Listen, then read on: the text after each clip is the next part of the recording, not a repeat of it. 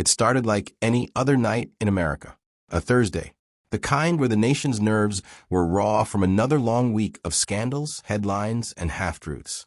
The air was thick, not just with summer heat, but with tension. It had been a brutal week for former President Donald J. Trump. His legal team was scrambling. Again, a new wave of indictments had dropped, the kind with teeth. Cable news was running loops of courthouse steps and press conferences. But this time it wasn't CNN or MSNBC that delivered the knockout blow. It was late night. And the man behind the desk? None other than host, comedian, and now national whistleblower Eli Martin. A name once known for punchlines, now remembered for truth bombs. The audience thought they were tuning in for a few cheap laughs. Monologue. Celebrity guest. Maybe a sketch or two. But what they got was something no press secretary, no fact checker, no spin machine could bury. Because Eli had receipts. And he wasn't playing nice anymore. Let's rewind the tape. For months, whispers had been swirling that a late-night host had obtained something big, something that could finally thread the needle between conspiracy and confirmation. Leaks, private memos, video footage. No one knew what it was, not even the show's producers. Eli had kept it locked down, hidden behind burner phones, encrypted drives, and a fireproof safe in a basement studio. He didn't want to go public, not until he was sure it couldn't be dismissed as fake news. And then the moment came, the night of June 13th, 11:32 p.m. Eli Martin stood center stage under a single spotlight, his usual smirk replaced with a flat, sober expression. "I've told a lot of jokes about Donald Trump," he began. "But tonight, this isn't about jokes. This is about a truth that's been hidden from you for years." The crowd fell silent. You ever feel the air get sucked out of a room? That's what 3 million viewers felt when the feed didn't cut to commercial. Instead, it cut to a secret recording, grainy footage, an office with gold drapes, a voice unmistakable, brash, arrogant, and unaware he was being recorded. Trump, discussing something no media outlet had ever aired. Foreign payments, specific names, specific dates, a wire transfer from a state-backed Russian investment firm, traced directly to one of Trump's personal trusts, months before the 2016 election. You could feel the nation blink. At home, phones lit up. Producers at rival networks scrambled. Twitter, sorry, X, froze from the traffic surge. The footage rolled on. Trump laughing, bragging. "They'll never find it. Hell, I don't even sign the papers myself. I just point and they make it legal." He named names. A now-sitting senator, a Supreme Court ally, a network CEO who had kept the media dogs distracted. Before we go on with how Trump was exposed, please try to share your own views on politics of the country. So far, so we can connect a community. Eli came back on screen, eyes burning, voice steady. "You don't have to take my word for it. The documents have been submitted to the DOJ, the Oversight Committee, and every reputable journalist I trust."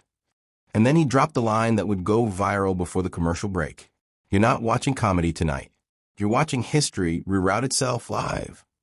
Now pause for a second. Ask yourself, how many times have powerful men used entertainment to distract you? What happens when entertainment becomes the scalpel, and power is the one getting dissected? Trump's team moved fast, issued a furious statement within 15 minutes.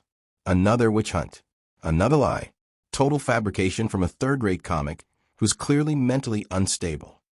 But behind the scenes, staffers were on the phone with lawyers. Flights were being booked. A private jet was rerouted to Mar-a-Lago because they knew Eli had evidence. And not just that night's footage. He'd promised a week-long rollout. And this was only night one. Meanwhile, the viewers, they didn't go to sleep. They stayed up, shared clips, screen recorded every second. Eli's monologue trended on every platform. People didn't just watch a scandal unfold. They watched the wall finally crack. And here's what nobody saw coming. Eli didn't do this for ratings. He did it because the people he trusted to speak truth had failed. The media, Congress, the courts. So a man who once joked about orange spray tans and tiny hands became the unlikely weapon of mass accountability. And that, my friends, is how comedy stopped being funny and started becoming justice. It only took one night to start an avalanche. One comedian, one leak, One flash of a truth, and the empire began to shake. By sunrise the next morning, the phrase late-night leak was already a hashtag, a headline, and a political firestorm. Cable news couldn't spin fast enough. Fox was in damage control. CNN called it a moment that may rival Watergate. MSNBC had 3 experts and a forensic analyst live before 8 a.m. But none of them had what really mattered, control of the narrative. Because for the first time in years, Trump wasn't dictating the conversation. He was reacting to it. Desperately. And for the sharks around him, blood was in the water. Let's talk about the inner circle. The loyalists. The sycophants. The names Trump could once summon with a tweet. By 10 a.m., 2 senior advisors had resigned. One of them, his longtime legal strategist, Carla Monroe. She posted a single statement. I will not risk my career defending what I now know is indefensible. Translation. She saw the rest of the footage. Don't forget to press that subscribe button to help us grow. Meanwhile, Eli Martin wasn't slowing down. That same night, he aired part 2. Last night was the what. Tonight is the who. He pulled up email records, PDFs, DMs, messages between Trump's team and a Russian intermediary known only as KZ-12. There were code words: fire sale, package secured, green light from the top. Eli didn't accuse. He showed. Every screen on set was a receipt, and he had lawyers on standby, walking viewers through the redacted names and dates. This isn't a sketch. This is a roadmap, he said, and every trail leads back to Trump Tower. Now let's pause. Think about what it takes for a host of a late-night show, someone who usually ends the day with jokes and applause, to step into the role of a national informant. That's not ego. That's when the system fails and the artist fills the gap. The White House, yes, the current one, issued a rare evening briefing. We are monitoring developments. We encourage transparency and full cooperation with investigative bodies. In D.C. speak, they were watching with popcorn and lawyers. Trump's camp tried damage control. An emergency press conference was scheduled for Mar-a-Lago. A gold podium, a flag, the usual visual performance. But this time no crowd, only cameras, only questions. And Trump? He walked up, scowled, and muttered, "This is all fake.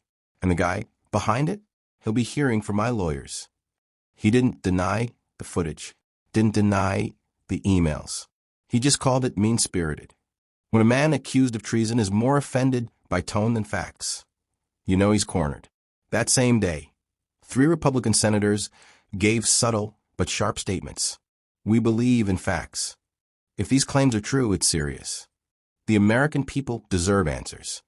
They didn't say his name, but they didn't have to. In political speak, that's a red siren. Let's talk about the public. Protests started outside Trump Tower, then in front of Eli Martin's studio. But not in anger.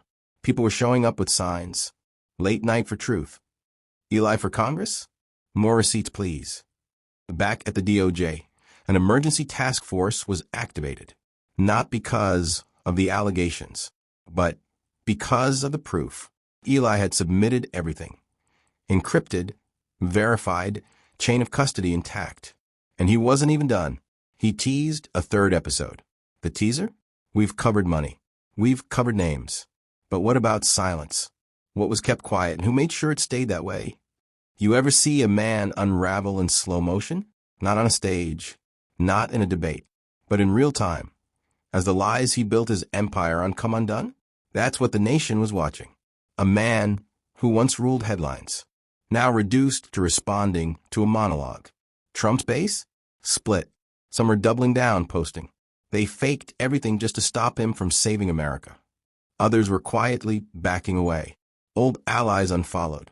Podcasts stopped name-dropping. And a few of his own donors? Gone.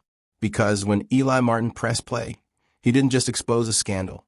He exposed the fear inside every enabler still clinging to power. It's one thing to catch a man lying. It's another thing entirely when the people who helped him lie start flipping on camera. Eli Martin's 3rd night on air wasn't just anticipated. It was watched like a national event. Airports aired it. Bars turned down the music. Some schools even showed the monologue the next day in civics class. Because this time, he wasn't dropping documents. He was introducing people. He opened with a line now etched into political history. We've heard from Trump. We've heard from his lawyers. Now let's hear from the people he thought would never speak. The lights dimmed. The screens filled with a timestamp. Film projector, September 19th, 2020. Trump Tower, New York. And then a face appeared. Not blurred, not hidden. Joseph Emmerich, former cyber operations contractor for the 2016 campaign. A man never indicted. A name whispered, but never confirmed. Until now.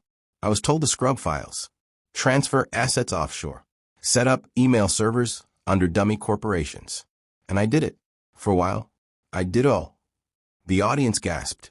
But Emmerich wasn't done. There were at least 4 people in the room. Trump was one. Another was his son-in-law. I was handed a flash drive and told, quote, "If this leaks, Russia walks." That one sentence broke Twitter, trending instantly. Hashtag Russia walks. Memes exploded. Political podcasts fired up emergency episodes. But back in the studio, Eli Martin wasn't smiling. This wasn't entertainment anymore. This was confession, documentation, prosecution bait. Don't forget to press that subscribe button to help us grow. You ever wonder how many secrets are buried just because no one feels safe enough to speak? That night, 3 more whistleblowers followed. 1. A former aide who personally delivered cash-stuffed envelopes to a hotel lobby in D.C. 2. A campaign tech lead who showed how donations were laundered from foreign shell companies. 3. And finally, a translator who was present in multiple off-record meetings between Trump and foreign dignitaries. Each of them brought footage, emails, logs, metadata, and most chilling, a hard drive labeled 42 minutes Prague 2017. The crowd in the studio was frozen. Eli turned to camera. This tape was not supposed to exist, but it does, and you're going to hear it.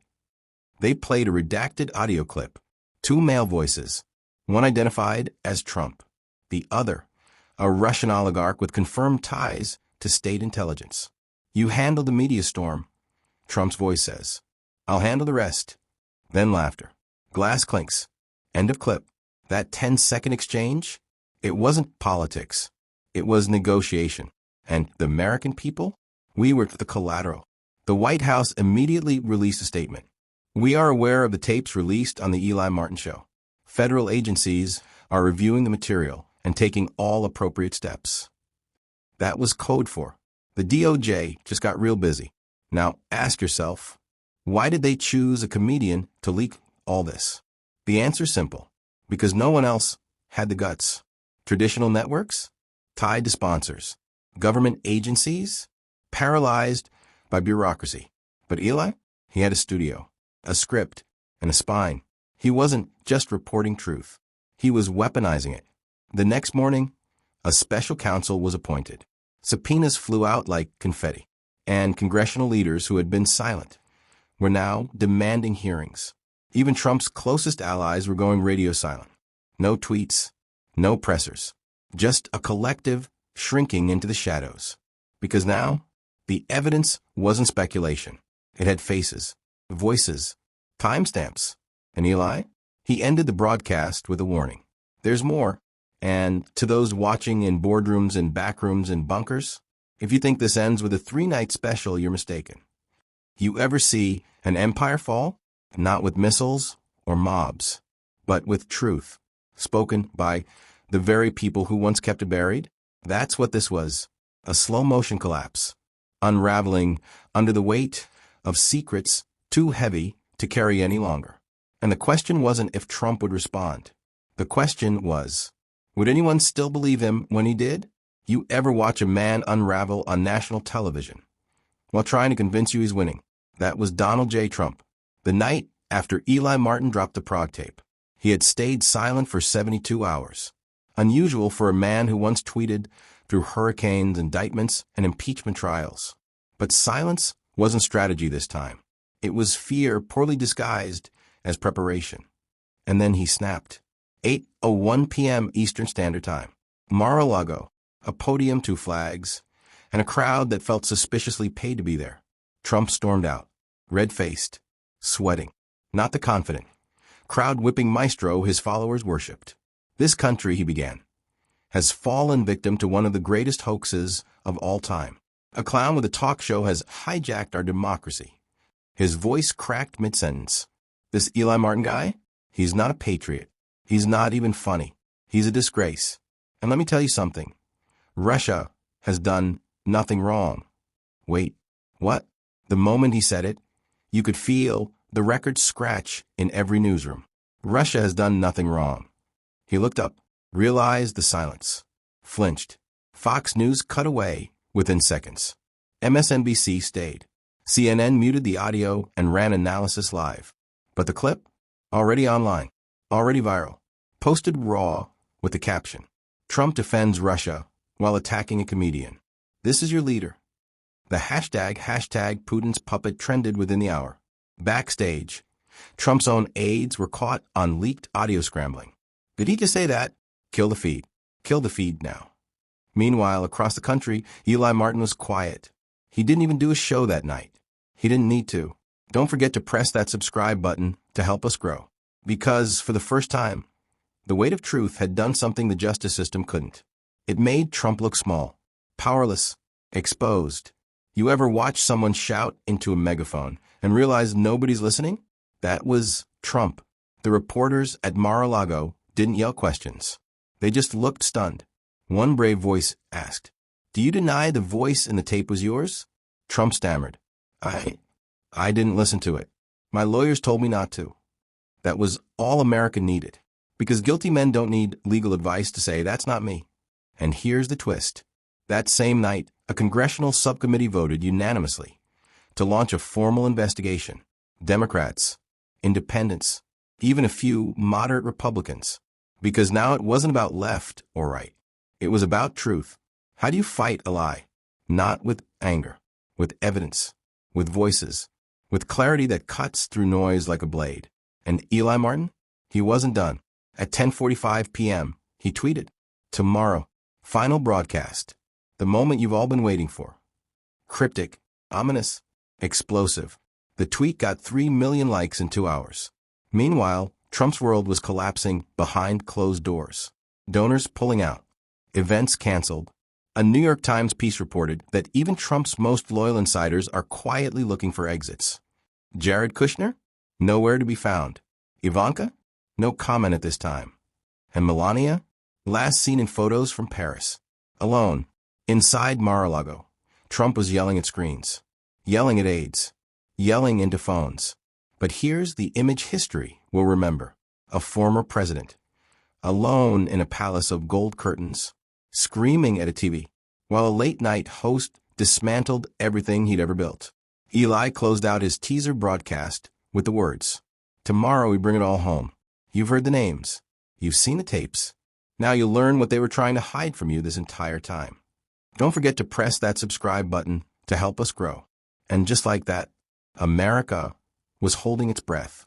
At exactly 9 p.m. Eastern Time, the world stopped breathing. Not metaphorically, not as an exaggeration, but in the realest way you can feel truth creeping up your spine and freezing your pulse. This wasn't just another late night with Eli Martin. This was a final broadcast. The moment every viewer, journalist, politician, and world leader had been bracing for. Because if everything before was a warm-up, tonight was the kill shot. The opening frame was silent. No audience. No music. Just Eli seated at his desk. Tie loosened. Eyes glassy, but unshaken. "We've come to the end," he said quietly. But the beginning of something bigger. Behind him, the screen lit up with a single word. Access. Eli turned to the camera. For years, we've debated corruption like it was a political preference. But corruption isn't left or right. It's systemic. It's embedded. And tonight, you'll see just how deep the rot went, and how close it got to consuming us all. Then came the screen split. Left side, documents. Right side, video. The first document? A signed executive memo dated July 17th, 2018. Classified. Marked with 3 levels of clearance. Its contents? A directive to suppress an internal intelligence report that confirmed Russian wire transfers to a PAC tied to the Trump campaign. The video? A staff meeting inside the Oval Office. Trump laughing. Reading polling numbers. His voice